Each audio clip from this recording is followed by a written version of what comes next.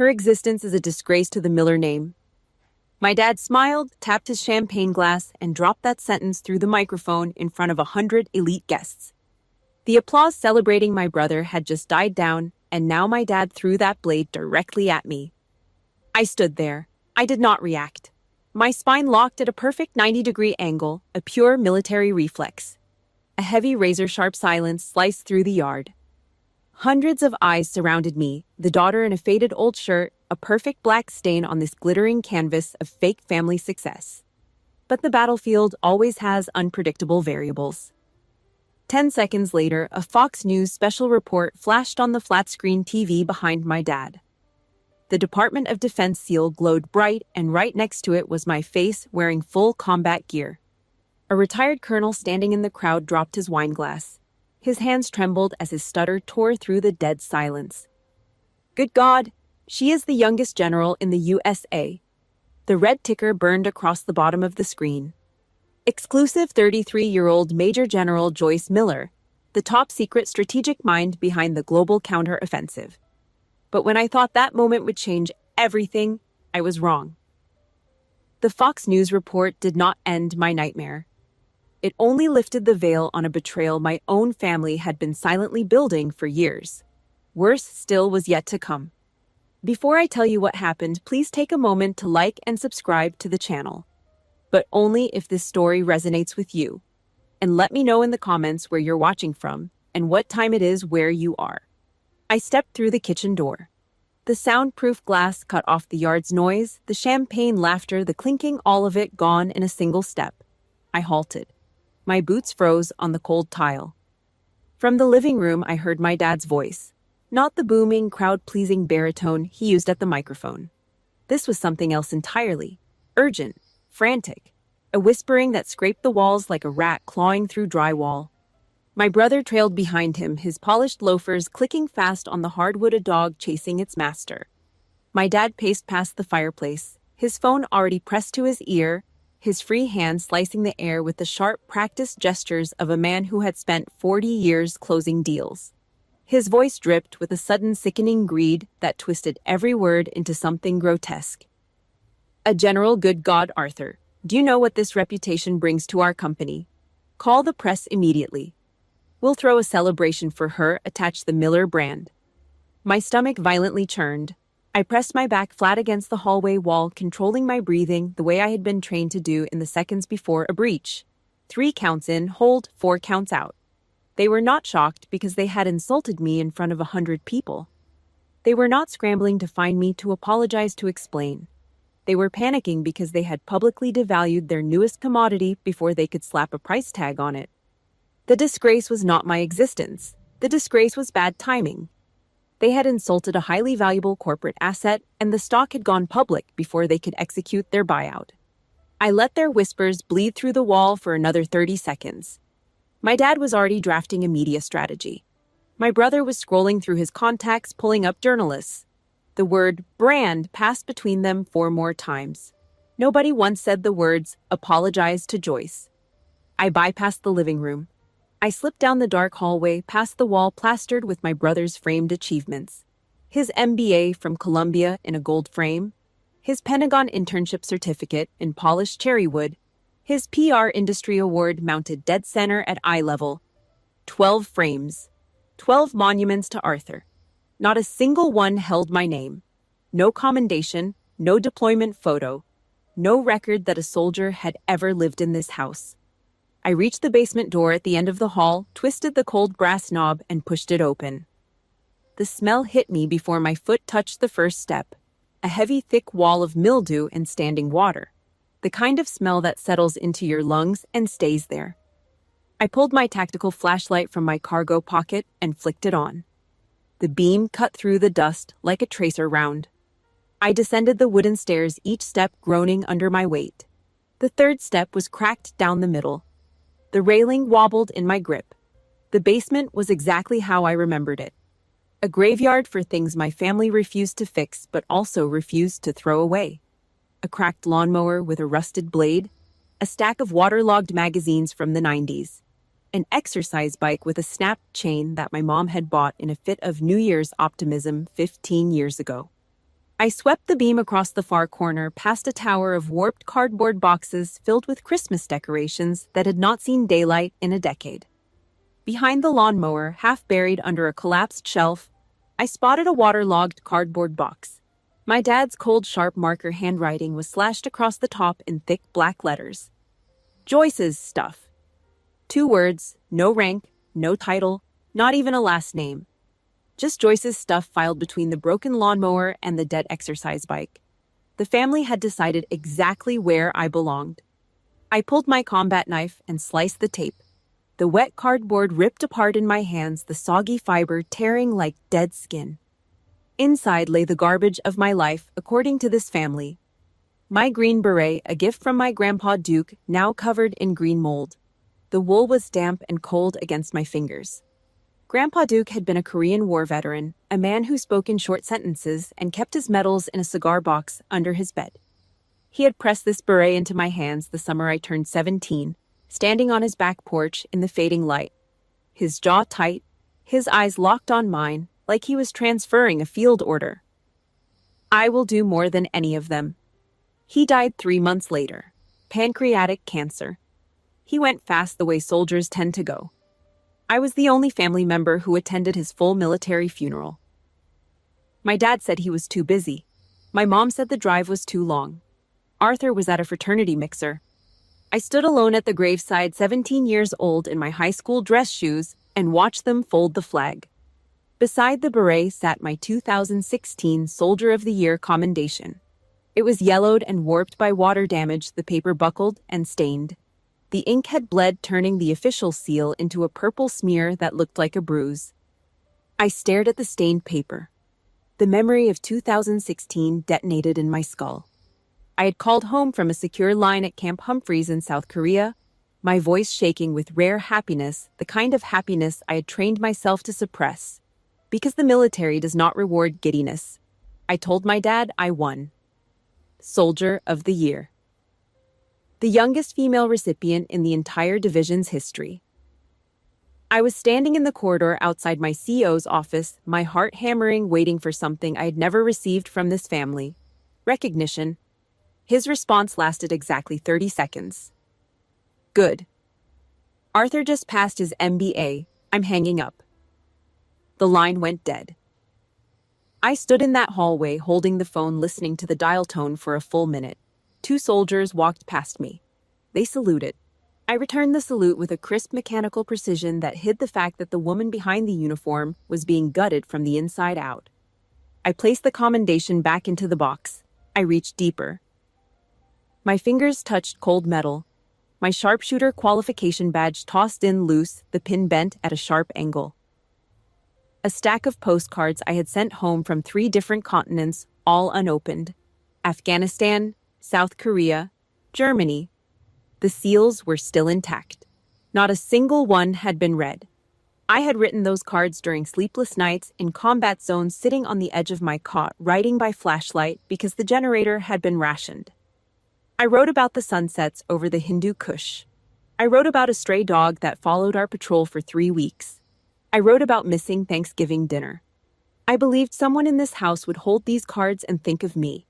They had been dumped into this box like junk mail, still sealed, still waiting. I sat flat on the cold concrete floor. The chill seeped through my pants and into my bones. Upstairs, my blood relatives were scrambling to exploit the title of Major General. They were making calls, booking photographers, scripting press releases. Down here, Joyce Miller was a waterlogged trash box wedged between broken appliances.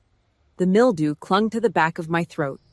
The single basement bulb flickered, casting a yellow pulse across the wet walls. I folded the moldy green beret and slid it into my cargo pocket. I did not blink. I did not shed a tear. The tears had been trained out of me at Fort Benning, and my family had done nothing since to earn them back. I secured my gear. I picked up the sharpshooter badge, straightened the bent pin, and put it in my breast pocket. I stood up, brushed the concrete dust off my pants, and climbed the stairs without looking back. My loyalty to this house officially expired tonight. The rot did not start tonight. It had been growing for over a decade, fed by every dollar they drained from my veins. My mind locked onto my dark early days at Fort Bragg as a second lieutenant. The military drilled into us the duty to sacrifice for the home front. I believed it with my whole chest. I ate from plastic trays in the base cafeteria, the fluorescent lights buzzing overhead like trapped insects, the plastic fork scraping against the compartmentalized tray. Powdered eggs that tasted like cardboard. Cold toast. Black coffee that had been sitting on the burner so long it had turned into tar. My boots were still caked in red Carolina mud from the morning's 5-mile field exercise. The laces were fraying. The sole on the left boot was starting to peel away from the toe. I could not afford replacements because 70% of my meager second lieutenant paycheck was wired home every month. My parents claimed they needed to fix the leaking roof. Every month, I logged into the base financial terminal, typed in the transfer amount, and hit send. Every month, I ate from plastic trays and wore the same fraying boots. Every month, the roof stayed broken. But the requests kept coming.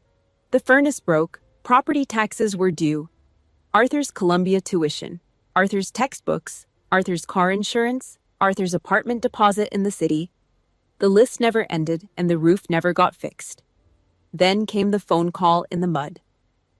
I stood near the airstrip at 22-year-old Apache helicopters tearing through the wind above me. The rotor wash flattened the grass in violent waves and whipped red sand into my eyes. My helmet strap cut into my chin. My secure phone buzzed in my thigh pocket. My mom, Martha, called. Her voice vibrated with excitement over the receiver, a tone I had never once heard directed at me. Thanks to your money, Joyce. Arthur looks fantastic in that Armani suit. Thanks to you, our family could buy plane tickets for his networking trip in New York. My hand froze in midair. The wind howled across the tarmac, carrying the sharp smell of jet fuel. A Black Hawk banked hard to the left, its shadow sweeping across the concrete. I stared down at my mud-caked boots. The sole on the left one was now fully detached at the toe, flapping with every step. I had been wearing the same pair for 8 months because I could not afford replacements after the monthly transfers. I was crawling in the dirt, eating powdered eggs from a plastic tray and bleeding blisters through my socks so my brother could wear a $3,000 Armani suit and sip wine at rooftop bars in Manhattan. The math was simple. My pain was his luxury. My sacrifice was his wardrobe budget. I dropped the phone into my pocket without saying goodbye. I marched straight to the base financial office. The door was heavy and the hinges squeaked. The clerk behind the counter barely looked up from his crossword puzzle. I sat at the terminal, typed in my credentials, and permanently revoked my parents' access to my bank accounts.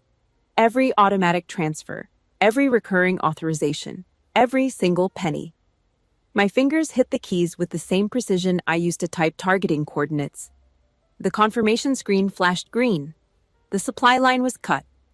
I walked out of the office breathing the heavy diesel-scented air, and for the first time in 3 years, my shoulders dropped. Not from exhaustion, from relief. A few weeks later, my dad called. The phone rang at 6 a.m. I was lacing up my new boots, the first pair I'd been able to buy with my own money since enlisting. His voice barked through the speaker, heavy with authoritarian rage, the same voice he had used when I was 12 and accidentally spilled milk on his business papers. Do you think being an officer makes you too good for this family? Since when did you become so selfish? I did not raise my voice. I pressed the phone to my ear. My boots were planted on the concrete floor of my barracks room. My spine was straight. The morning light came through the small window and cut a hard line across the floor. My tone dropped to absolute zero. I'm just learning how to optimize resources from you, sir. I ended the call. I set the phone face down on my footlocker. The screen glowed against the green wool blanket, then went dark. I laced my second boot and pulled the knot tight. I realized they never saw me as a daughter. I was a supply depot, a pipeline of cash with a heartbeat and a uniform. And tonight, standing in that moldy basement years later, finding out I was a general, that depot just got upgraded to a gold mine. The morning after the barbecue, I woke up in my old bedroom. The mattress was the same twin-sized one from high school, the springs digging into my ribs through the thin, lumpy padding. The ceiling still had the glow-in-the-dark stars I had stuck up there when I was 9, back when I dreamed of space instead of combat zones. I heard heavy footsteps in the hallway. No knock. My door kicked open. My dad marched in already dressed in a tailored blazer, his hair combed, his jaw set. Behind him came two local journalists, a photographer with a shoulder-mounted camera already rolling, and a reporter clutching a digital recorder with a blinking red light. My dad pointed at my closet. He demanded I put on my dress uniform and pose with him for the cameras. The photographer was already adjusting his lens, framing the shot with my childhood bed in the background, a perfect image of humble beginnings to sell the family narrative. My dad straightened his tie, smoothed his lapels, and planted himself beside me, ready for his close-up. The proud patriarch of a military dynasty. I stared at him. I did not blink. I grabbed my duffel bag from the floor, slung it over my shoulder, and walked straight past the cameras without a single word. The photographer stepped back. The reporter lowered her recorder. I climbed into my armored SUV, started the engine, and drove straight back to the Pentagon, the tires spitting gravel as I pulled out. In the rearview mirror, my dad stood in the driveway, his arms hanging limp at his sides, his mouth still open mid-sentence, talking to no one. The journalists looked at each other confused. Arthur appeared in the doorway behind my dad, already tapping his phone, running damage control on a photo op that had just gone dark. But the Miller family never accepts rejection. If they cannot ride my coattails, they will amputate my legs. 3 weeks later, I stepped into the Pentagon break room. The fluorescent tubes overhead hummed their flat, dead note. The room smelled like burnt popcorn and stale air freshener. I poured black coffee into a ceramic mug, the one with the chipped rim that nobody else wanted. I looked up at the TV screen mounted in the corner. Fox and Friends was broadcasting live. The man sitting on the studio sofa, wearing a crisp, shiny uniform with creases so sharp they looked ironed 5 minutes ago, was not me. It was my cousin Kevin. He sat with his legs crossed, his chin tilted at a rehearsed angle that he had probably practiced in a hotel mirror that morning. He dabbed a fake tear from the corner of his eye with the knuckle of his index finger, pausing just long enough for the camera to catch it. He was lying on national television about how he had personally commanded Operation Iron Echo. The operation I had spent 14 months building from the ground up. The operation where I had screamed artillery coordinates through radio static while mortar rounds split the earth 20 meters from my position. The red Chiron crawled across the bottom of the screen. The truth behind Operation AI. Major General Joyce Miller only planned it on paper, but the real hero under fire was Lieutenant Kevin Miller. I read that Chiron 3 times. Each word was a round fired at close range. Kevin had never set foot in a combat zone in his life. He was a logistics clerk who filed supply requisitions and organized motor pool schedules at a stateside base. He had never heard a bullet that was not fired on a range. He had never smelled the copper and cordite of a real firefight. He had never held a dying soldier's hand in the back of a medevac helicopter. And now he was crying on national television about the horrors of a war he had watched from a desk chair. My brother. My trash-tier Pentagon brother orchestrated this entire production. Arthur had used his media clearance, the same clearance I had helped him obtain by writing his recommendation letter, to leak a false narrative. He framed my rank as a bureaucratic promotion, a desk job title given to a woman to fill a diversity quota. He had scripted Kevin's entire appearance down to the fake tear and the rehearsed pauses. He had fed him my classified after-action report. Kevin was reciting my artillery coordinates on live television. Every radio command, every tactical decision, every firefight I had survived. My brother was recycling the blood of my soldiers to manufacture a fake hero for the Miller brand. I gripped the coffee mug until my knuckles turned white. The ceramic edge bit into the meat of my palm hard enough to leave a red line. I set the mug down on the counter with a deliberate, controlled motion. I pulled my secure phone and dialed my dad.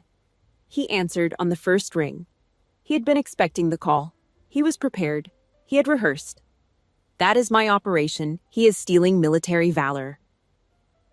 I commanded my voice low and lethal, the same frequency I used to issue fire orders. My dad sighed. It was the sigh of a man who had been running this con for decades. He played the victim with a sickening, practiced hypocrisy that was almost impressive in its shamelessness. Listen, I told Kevin to go ahead.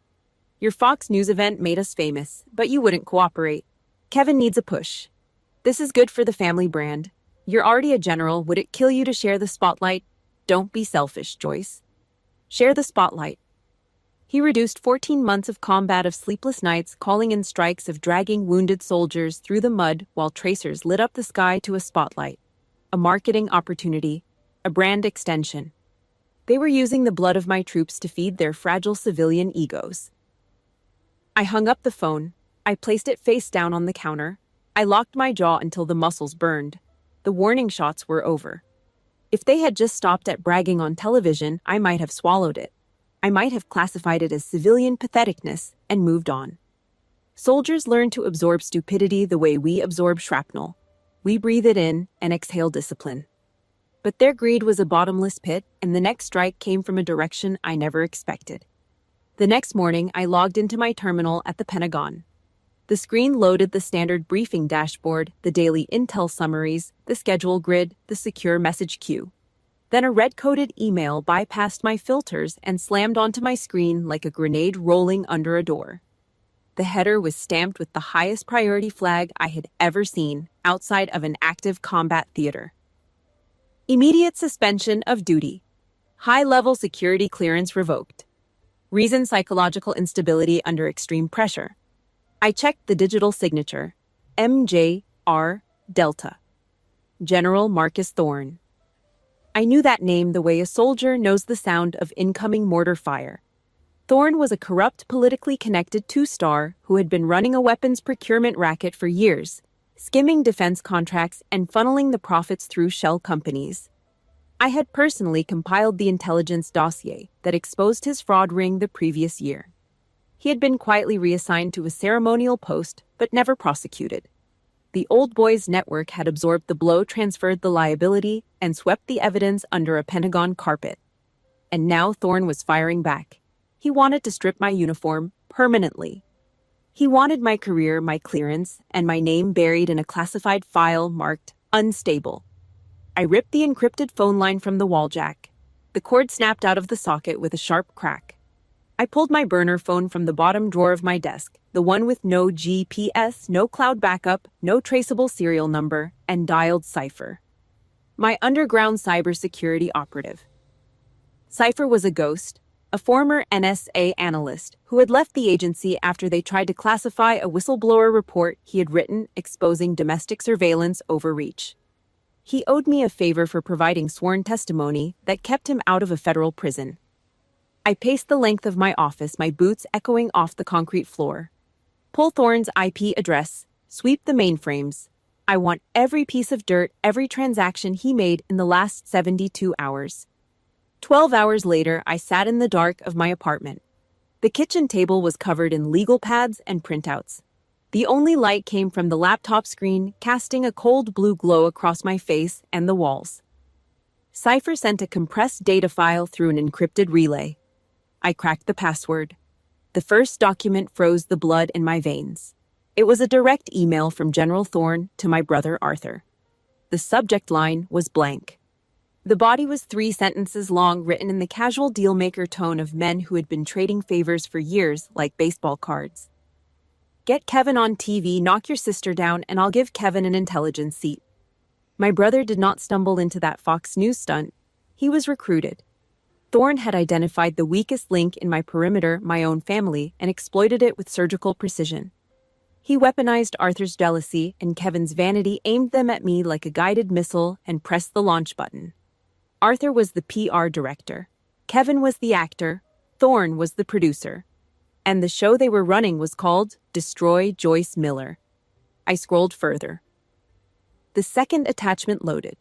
A sent mail log from Thorne's server showing the original forwarded documents my classified after-action report from Iron Echo passed to Arthur through an unauthorized channel. Arthur had used those documents to script Kevin's television performance. Every artillery coordinate Kevin recited on Fox News came from my report. That was not just stolen valor, that was a federal crime. But the most brutal weapon was buried in the final attachment. I clicked it. An unencrypted email thread opened. The sender was Richard Miller, my biological father, his personal Gmail address, the same one he used for business correspondence, for the rare birthday card, for everything that carried the Miller name. He had sent an email directly to Thorne. The subject line read, "Confidential character reference." The body of the email was a psychological assassination written in the careful, measured language of a man who had spent his career selling narratives to boardrooms. Joyce always has oppositional tendencies and psychological instability. She has a problem with male authority. Don't let that general rank fool you. She is a ticking time bomb. My father, the man who shares my blood. He sharpened the knife, walked it across the room, and handed it to my enemy. He did not just betray me. He provided the clinical language. He wrote the psychological profile that Thorne needed to justify stripping my clearance. He sold his own daughter's sanity, her reputation, her career to buy a desk job for his nephew and protect his precious family brand. The pain was sharper than shrapnel. It hit the one place my body armor could not cover. I closed the laptop. The screen went black. My reflection stared back at me, hollow-eyed jaw clenched, the tendons in my neck standing out like cables. I slid my sidearm onto the desk beside the laptop. Not as a weapon, as a reminder. A weight. A tether to who I was. I was still a soldier. And counter-offensive protocols were now active. If you have ever felt the soul-crushing pain of a family member weaponizing your secrets to tear you down, please hit the like button and share your story in the comments. We do not heal by staying silent, so make sure you subscribe. Because the counterattack I launch next is for every single one of us. When blood turns its back, strangers pull you out of the mud. I converted my dining room into an intelligence hub. I pushed the oak table against the wall, cleared the placemats and the fake flower centerpiece, and laid out a secure laptop, 2 burner phones, and a stack of yellow legal pads. I pinned a timeline to the wall above the table with red string connecting the key players, their actions, and their communications. Thorne at the top. Arthur branching left. Kevin branching right. My dad anchoring the bottom, the root of the entire rotten tree. Every thread of this conspiracy ran in a straight line, and every line led back to the same house I had just walked out of. At midnight, a sharp knock hit my front door. 3 rapid strikes. Pause. 2 more. A field pattern. I checked the peephole. I opened the door. Chloe Torres stood on my doorstep, rain dripping off her leather jacket, her dark hair plastered to her forehead, a metal USB drive clenched in her right fist. Chloe was an investigative journalist, a pit bull with 2 national press awards for exposing Pentagon corruption. She had broken the story on the Camp Lejeune water contamination cover-up and the story on illegal arms transfers through a NATO subcontractor. She was also the younger sister of Sergeant David Torres, the man I had carried out of the Korengal Valley firefight 4 years ago. A roadside IED had shredded the lead vehicle. David lost his right leg below the knee, pulling my communications specialist out of the burning wreckage. I visited him every month at Walter Reed. His sister had looked me in the eye during one of those visits and said 5 words. "I owe you a war." Tonight she was collecting. She walked past me into the apartment without a word, pulled the chair out from under the table, and slammed the metal USB drive onto the wooden surface. The thud rang through the quiet room like a hammer striking a nail. I have the recording. They held a press conference in the hotel VIP room. Arthur fed words to the press to smear you and elevate Kevin. She booted up my secondary monitor and plugged in the USB. The screen filled with grainy hidden camera footage of a luxury hotel conference room. Crystal chandelier overhead. Dark mahogany table.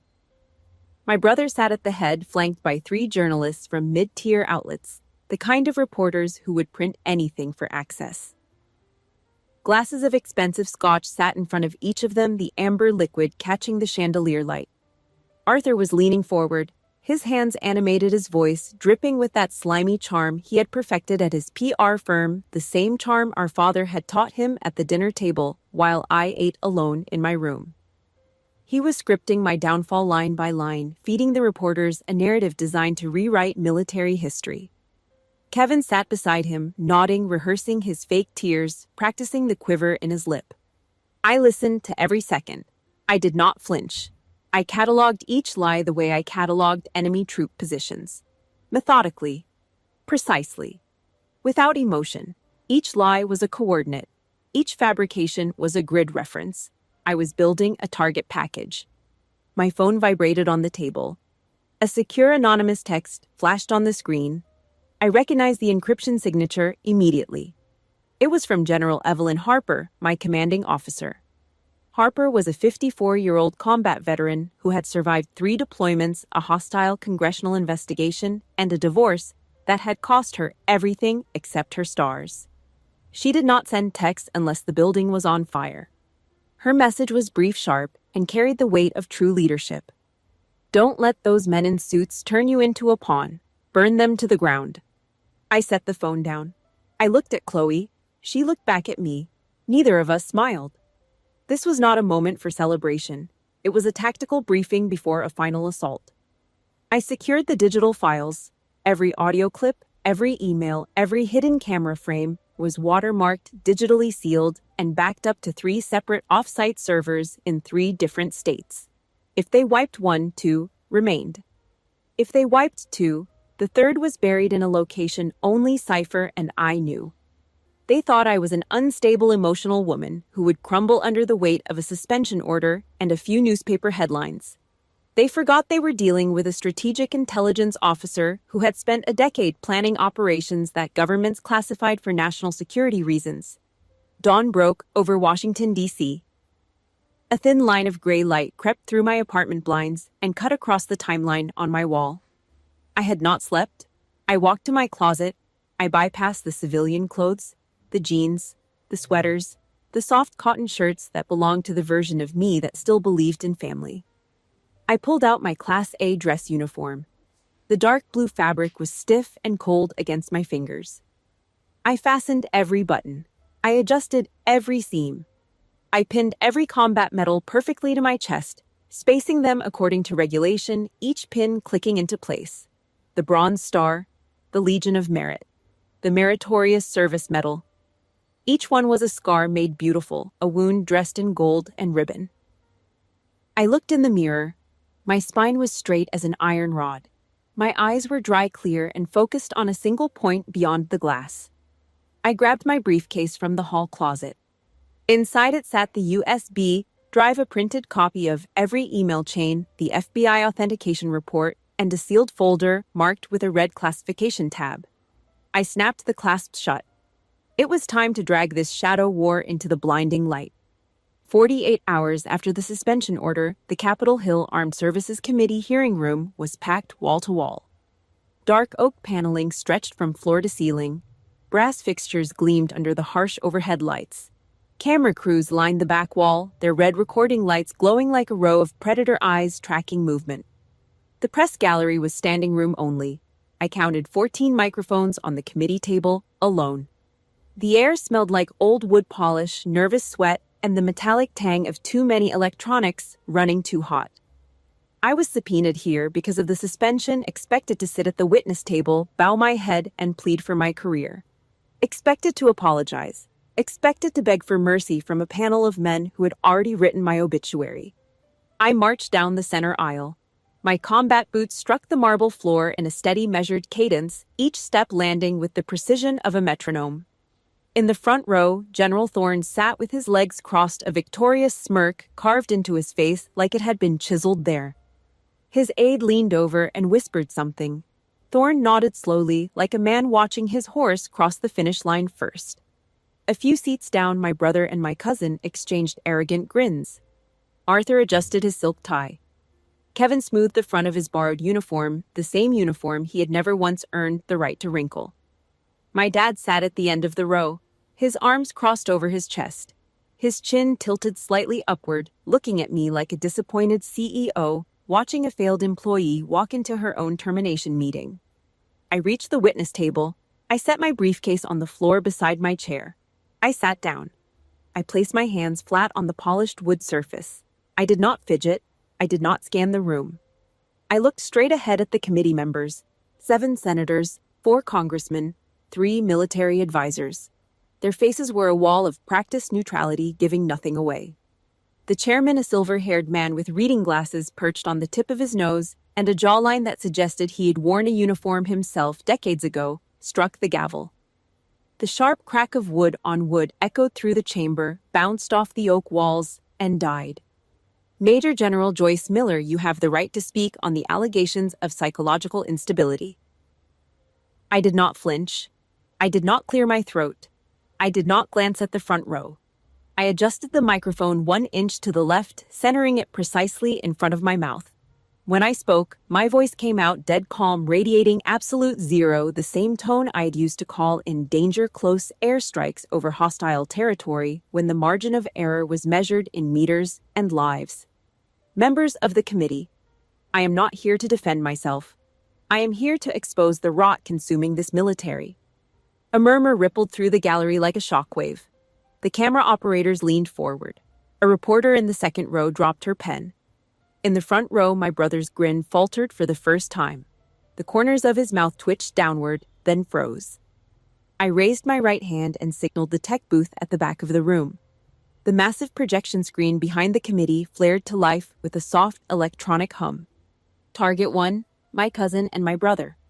The black box audio from Operation Iron Echo blasted through the room's speaker system. It was my voice, raw and ragged, screaming through radio static, calling in artillery coordinates to save my men. The sound of explosions thumped through the speakers, rattling the water glasses on the committee table. The sound of soldiers shouting confirmations. My voice again commanding the second wave, adjusting fire, pulling the wounded to cover while rounds cracked overhead. Kevin's voice was nowhere on that recording. Not a single syllable, not a breath, not a whisper, not a cough. He did not exist in that audio because he was never there. He was sitting in a climate-controlled office filing motor pool requests while I was dragging bleeding men through the mud.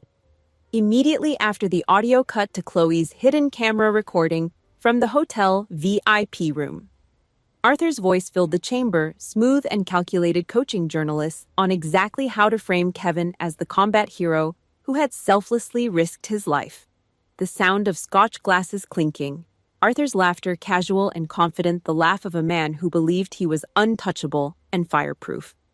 The detailed instructions on which phrases to use, which angles to push, which parts of my record to downplay. I locked eyes with the committee. The chairman had removed his reading glasses. He held them in his right hand, motionless. His mouth was a thin, hard line pressed into stone. I leaned into the microphone. Kevin Miller is not a hero. He is a terrible actor.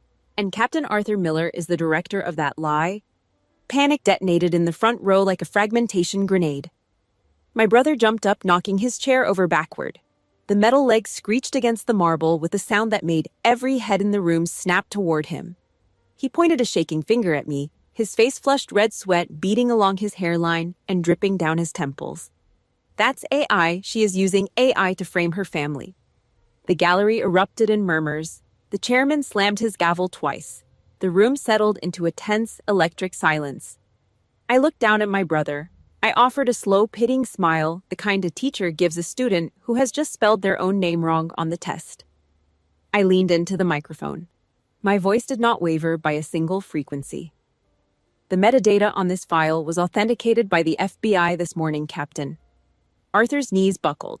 He collapsed back into his overturned chair, catching himself on the armrest. His mouth opened, then closed. He gripped the seat with both hands, his knuckles bone white. Kevin sat frozen beside him, his rehearsed composure shattered into 1,000 pieces, his eyes darting around the room like a cornered animal looking for an exit that did not exist. His fake tear had dried on his cheek hours ago. Target 1 destroyed. I reached into my briefcase. I pulled out the sealed red folder. I did not look at the front row. I cued the final slide. Target 2, the lethal blow. I pressed the clicker. The final slide illuminated the room. The massive screen displayed an unencrypted email chain blown up to 40-point font so that every single person in the chamber could read every single word. At the top, my dad's personal email address. The email was addressed directly to General Marcus Thorne. The body contained the fake psychological evaluation my father had written about me, his own daughter, in his own words sent from his own account. Every accusation. Every clinical-sounding lie about my mental instability. Every manufactured detail designed to end my career. Beside it, in a separate panel, the quid pro quo agreement for Kevin's intelligence seat. The deal was laid out in plain, unencrypted, damning English. No codes, no legal jargon. Just two men trading a woman's career like a poker chip at a card table where the stakes were somebody else's life. The entire room erupted in a shocked, deafening gasp. General Thorne slammed his hands on the table in front of him, lunging forward out of his seat, his face completely devoid of blood. The confident smirk was gone, obliterated. In its place was the wild-eyed terror of a man watching his empire crack down the center in real time on national television. He shouted objections, his voice cracking, but the chairman was already slamming the gavel, calling for military police. Two uniformed officers stepped forward from the side doors, their hands resting on their belts, their faces expressionless. Thorne's aide stood up and backed away from him, putting 3 seats of distance between them, a rat abandoning a flooding ship. I ignored Thorne completely. He was just collateral damage, a tumor I'd already excised on paper months ago. I turned my body fully toward the front row. I locked eyes with my dad. The arrogant CEO posture was gone. His crossed arms had fallen to his sides like dead weight. His shoulders were caved in, collapsing toward his chest. His eyes were wide with absolute primal terror, the kind of terror I'd only ever seen in enemy combatants the moment before they realized the fight was over. He stammered, his mouth opening and closing like a fish pulled from water, but not a single coherent sound came out. He looked like a man who had just watched his own reflection in the mirror grow fangs and turn on him. I stared right through him, past the suit, past the title, past 33 years of empty promises and weaponized guilt. I spoke into the microphone, my voice resonant and measured, ensuring every syllable echoed into the congressional record forever. You taught me that honor is life, but you sold your own daughter just to buy a fake title. Family. To you, it's just a business. And your business goes bankrupt today. The silence that followed was so dense it had physical weight. I could feel it pressing against my chest like a flak jacket. My dad's lips moved, but nothing came out. His hands trembled on his thighs. Arthur sat beside him, his head bowed, his entire body deflated, staring at his own shoes. Kevin was already being escorted toward the side door by a military police officer, his fake medals catching the overhead lights one final time before he disappeared through the exit. I did not wait to be dismissed. I stepped away from the microphone. I gave a single sharp nod to the stunned committee. I executed a crisp about-face and marched down the center aisle. Absolute silence gripped the room. The only sound was the heavy rhythmic thud of my combat boots striking the marble floor. Each step echoed off the oak walls and brass fixtures like a hammer driving the final nail. It was the sound of a verdict being delivered without a word. It was the sound of a war that had just been won. Within 24 hours, the earthquake leveled everything. That afternoon, my dad begged to meet me at an empty bench by the Potomac River. He arrived late. His face was gaunt, the skin hanging loose around his jaw, aged 10 years in 24 hours. His expensive suit looked hollow on his frame, like a scarecrow wearing a costume 2 sizes too large. He sat on the far end of the bench, leaving the maximum distance between us, staring at his hands. His fingers were laced together, the knuckles raw and red, as if he had been wringing them for hours. Joyce, Dad just wants to say, I did it because I thought it was good for the whole family. Thorne forced me. You have to understand. Even at the absolute end, he deflected. He manipulated. He blamed everyone but himself. Thorne forced him. The family needed it. I had to understand. The same script, the same playbook he had been running since I was 12 years old. He could not stop performing even when the audience had left the theater and the lights were off and the building was condemned.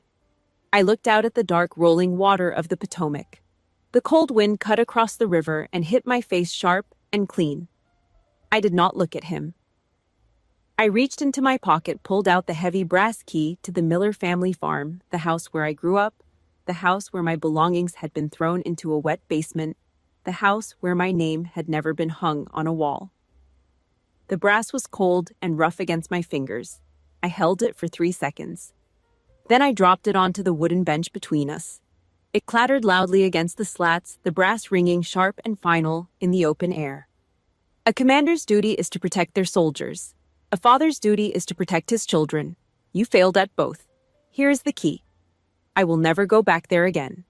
Goodbye, Mr. Miller. I stood up. I turned my back to him. I walked away along the concrete path that lined the riverbank. Behind me, I heard nothing. No footsteps following, no voice calling my name. Just the wind, the water, and the fading echo of a brass key on wood. The cancerous tumor was fully excised. The legal firestorm hit fast. General Thorne faced a military tribunal within the month. The evidence was airtight and sealed by federal authentication. He was forced to retire in absolute disgrace, stripped of his pension, his security clearance, and his seat at every table that had once feared him. My cousin Kevin was permanently expelled from officer training, his record flagged, and his stolen valor claims referred to federal prosecutors. He returned to civilian life as a nobody, which was exactly what he had always been. My brother Arthur was stripped of his Pentagon clearance, demoted from captain to the lowest administrative grade the military had to offer, and exiled to a freezing, isolated radar outpost in Alaska. The same brother who once sipped wine in Manhattan in an Armani suit bought with my money now filed weather reports in a concrete bunker at the edge of the Arctic Circle, listening to wind howl through the antenna array. The White House called. A senior aide offered me a position as a senior strategic advisor, a prestigious title with a corner office designed to quiet the PR nightmare and turn the scandal into a redemption narrative for the administration. I declined the offer. My voice was flat, matter-of-fact, the tone of someone reading a supply manifest. I serve the military for the country, not for extra stars on my shoulder to compensate for injustice. That night, General Harper and I sat in the corner booth of a quiet, dimly lit bar off K Street.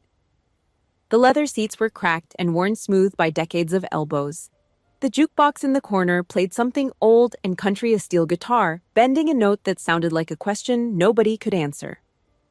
2 glasses of neat bourbon sat on the scarred wooden table between us. Harper had changed out of her uniform into a plain gray sweater. Her silver hair was pulled back. She looked tired, but her eyes carried the satisfied calm of a woman who had watched justice get delivered on schedule and on target. She raised her glass. "Cheers to burning down the lies, General." I picked up my glass.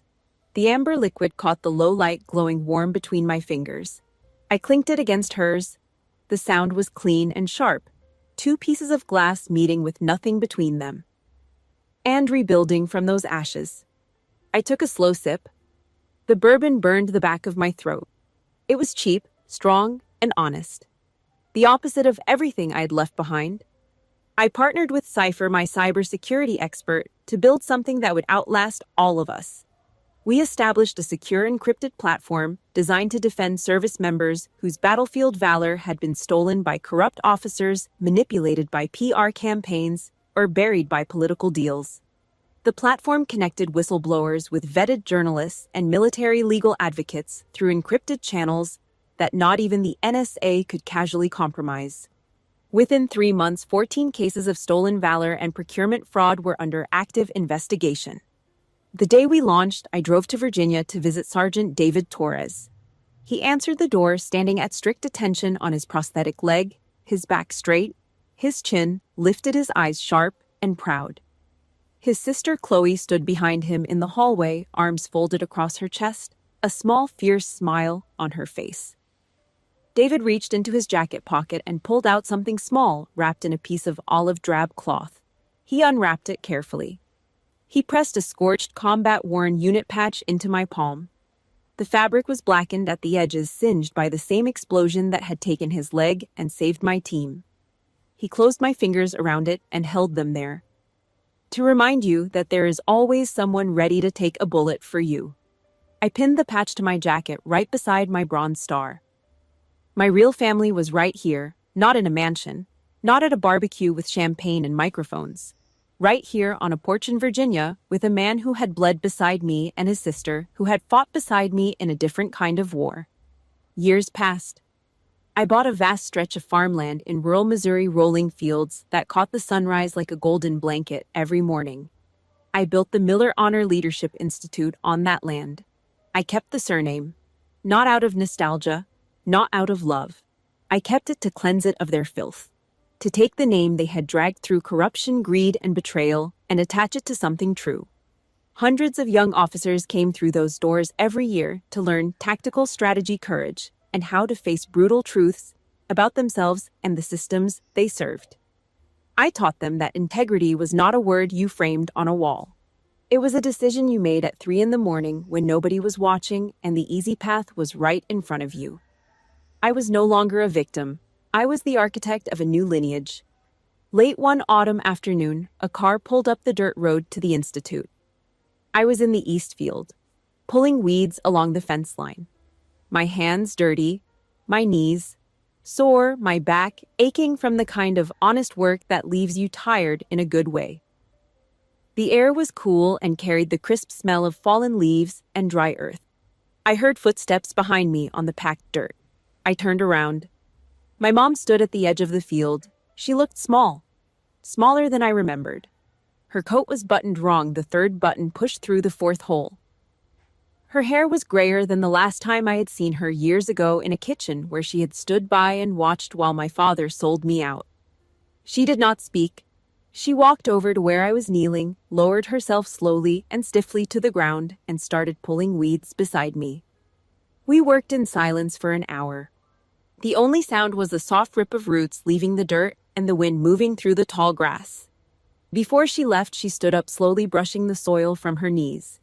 She reached into her coat with trembling hands. She pulled out something wrapped in a soft cloth. She unwrapped it carefully, her fingers shaking. It was my 2016 sniper qualification medal, the one I had left in the wet basement box alongside the moldy beret and the unopened postcards. She had polished it until it shone. The brass caught the late afternoon light and threw a small warm reflection across her worn face. "I'm sorry, Joyce. I was too much of a coward," she whispered. I took the medal. I held it in my palm, feeling its weight.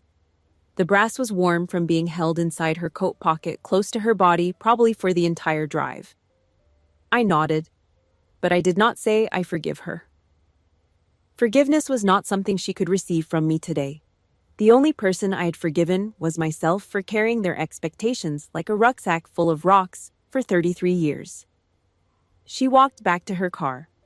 I watched her drive down the dirt road until the dust settled and the car disappeared behind the tree line. I let her go. The next morning, I stood in the lecture hall of the Institute. 40 young cadets sat in rows before me, their notebooks open, their pens ready, their eyes sharp. The Missouri fields stretched wide and gold through the windows behind them, lit by a sun that did not care about rank or bloodlines or last names. A young cadet in the third row raised his hand.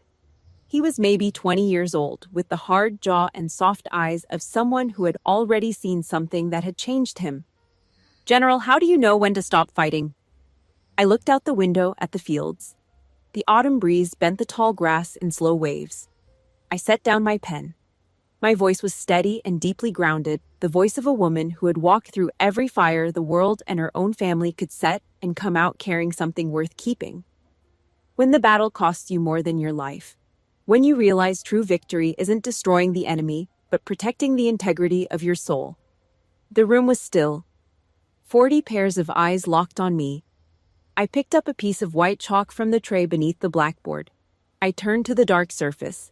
I pressed the chalk hard against the board, and the screech of it cut through the silence like a blade. I wrote my final order in large, deliberate letters. Honor is not inherited, it is built with truth. I set the chalk down. White dust clung to my fingers. I took a deep breath. The air was clean, free, and absolutely mine. Sometimes the bravest battle you will ever fight is the one to protect your own soul from the people who were supposed to love you. If you found strength in this journey, please like this video, subscribe to our channel, and leave a comment sharing the moment you finally chose yourself over a toxic family.